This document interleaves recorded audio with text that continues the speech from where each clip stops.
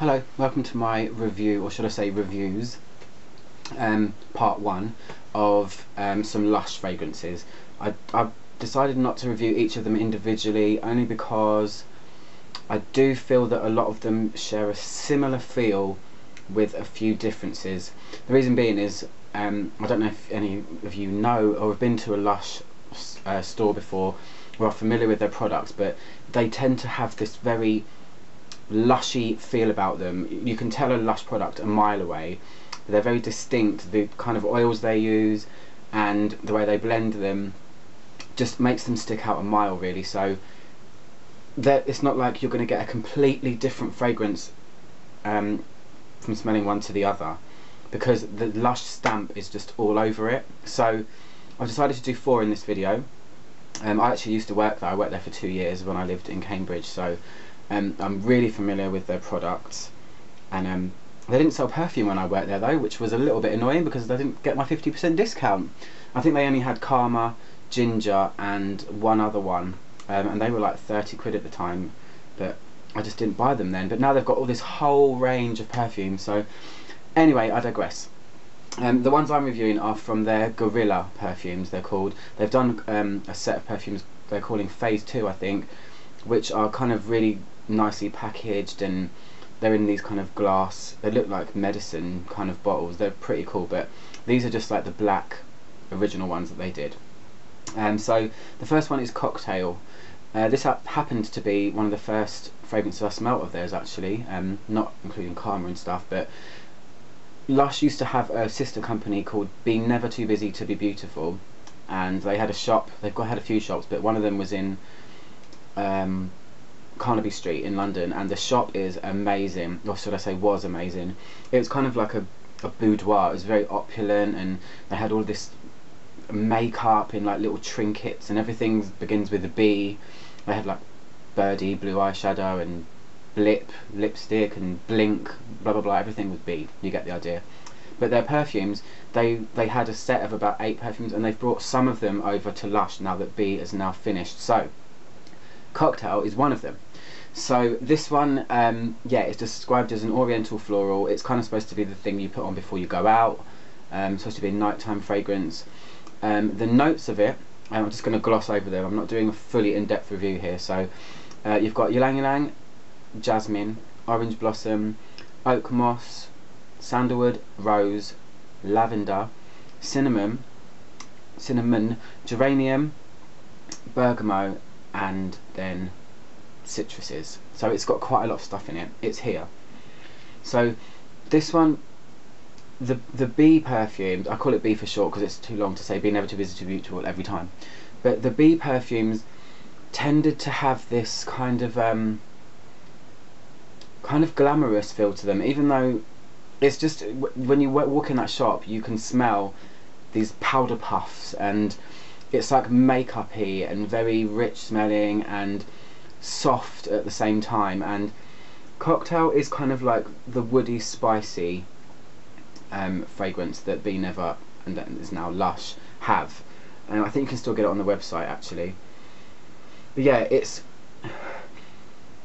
mainly kind of like a woody spice, but it's got, you can really smell the kind of ylang ylang and jasmine in it, and boy do Lush love jasmine. They use it in so many products, and ylang ylang as well. It seems to just be in so many things, so a lot of the notes are shared between these, which is why they kind of have that similar feel. But this one sticks out as being, I'll tell you what they stick out as being, because they're each kind of quite similar, but this one sticks out as being a spicy woody jasmine fragrance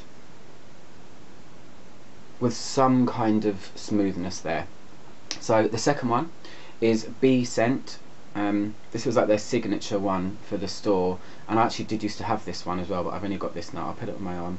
This one I actually really like. This one is described as a citrus aromatic, and it's got bergamot, Amalfi lemon, fennel, which is, if you've never smelled it before, it's kind of like aniseed smelling, but a little bit more planty, lavender, rose, jasmine, ylang ylang, sandalwood and musk. So this one, I think is the closest smelling to the overall smell of the shop. Strange enough that it's called B Scent when the shop was called B. This has that same kind of glamorous feel that Cocktail has, in that lushy way, but this is a lot smoother. It feels a little bit more grown up. It's really nice. You can kind of, the fennel gives it a little bit of a different feel. It's kind of like smooth jasmine and ylang ylang, but a little bit of fennel as well, with some citruses, and then just that overall lushiness. I hope some of you know what Lush products are like, so you know what I'm babbling on about, because it's hard to describe it unless you've actually smelled it before.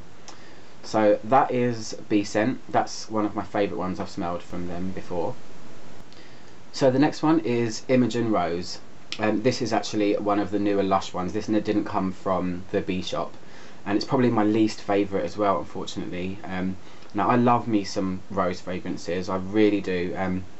Stella McCartney is one of my favourite perfumes ever, and my signature. But this is, I don't know if it's possible, but it's just that little bit too rosy. I like my roses to be quite modern. They are kind of tainted with this image of an elderly lady, which I think's wrong, but this feels a little bit, I don't know, it's kind of like, it's a very musky, dusky rose, kind of like a rose that's been sitting in a cupboard for a little while. And then there's just this unnecessary sweetness as well, which just turns me off completely. It's like a very, I don't know, I mean, I'll tell you the notes. It's got bergamot in it, rose, obviously, orris root, which is kind of powdery and is used to scent makeup from what I've read and said before, tonka, very sweet, vanillic kind of smell, vetiver, and ambret, which is kind of gives, it's like another musky note as well. It's used in place of musk, I think, in some fragrances. And then something that I can't read, but I wrote down, I don't know what it is. Don't really know, sorry, my writing's terrible sometimes, but it is that rose, but then you've got this orris root, the sweetness from the tonka, and then this more musk from the ambret. And if you like your rose fragrances that are really kind of old-fashioned, I'm going to say, then that might be for you, and definitely not for me. And then finally, for this review, I'm going to show you Love, another one that came over from B shop, but they brought it over to Lush as well. This one is really cool.